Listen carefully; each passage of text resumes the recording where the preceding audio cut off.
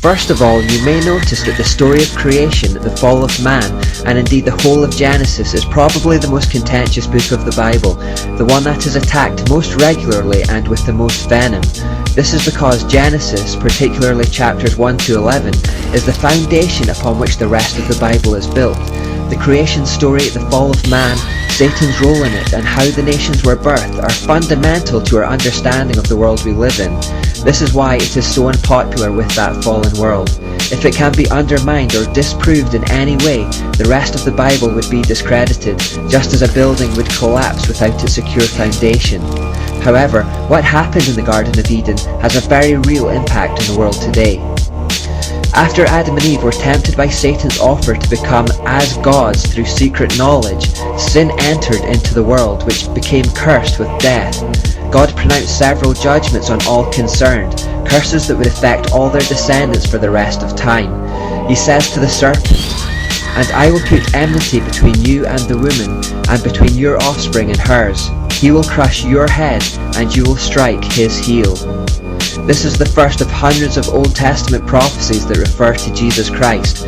God had already set in place a plan of redemption whereby the offspring of a human woman would crush the serpent's head but would be bruised in the process.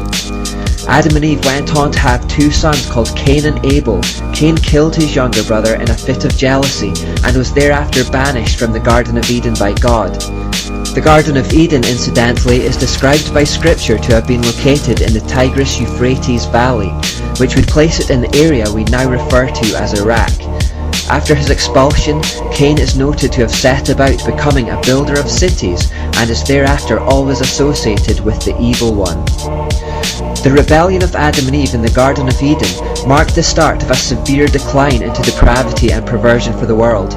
The descent into wickedness was so severe that it reached a point where God saw that everything human beings thought or imagined was consistently and totally evil. This was also around the time where we find out about the strange creatures known as Nephilim.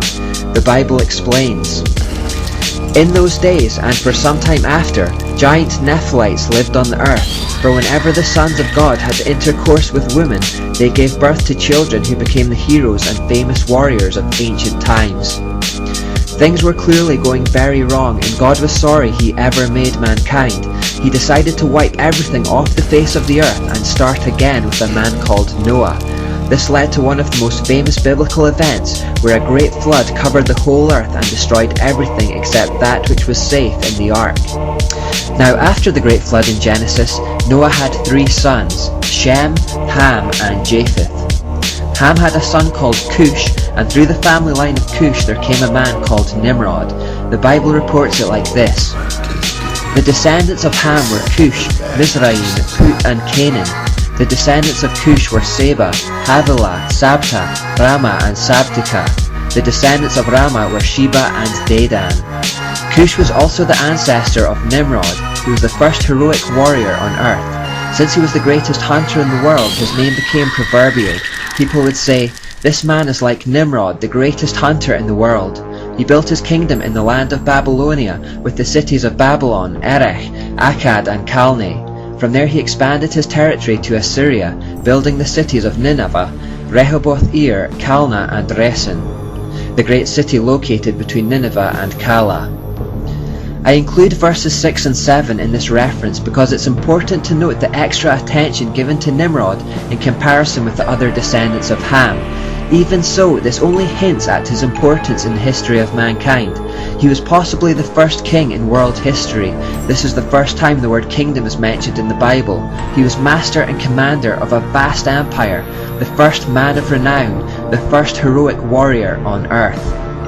But when the Bible reports that Nimrod is the first mighty man in history, a fierce warrior and a great hunter, we should avoid being tempted into thinking highly of him, because the Hebrew root of the word for mighty man actually translates into English as tyrant.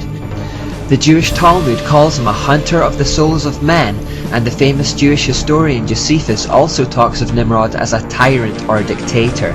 Indeed, his name, Nimrod, literally means "let us revolt" or "the rebel," and unlike the other descendants of Ham who mostly ended up in Africa or China, Nimrod, who it was believed was born in modern-day Ethiopia, headed towards the Tigris-Euphrates Valley. That's right, the exact spot where the Garden of Eden had been. The fact he was returning to the scene of the original fall of man to build his empire is significant in itself. He clearly meant something symbolic by it. Perhaps he was identifying with that scene of original rebellion. Perhaps he was metaphorically trying to build a new Eden by his own power and apart from God. Perhaps he was identifying with Cain by stubbornly returning to the spot that Cain had been expelled from. Perhaps it was all of these reasons, but it was here that he built the city of Babylon. He also built the city of Nineveh nearby and conquered the others that already existed in the area, thus creating his empire. As the first to learn the arts of war, Nimrod ruled and subdued his empire with an iron fist and was noted for his use of sorcery and fire to gain his victories.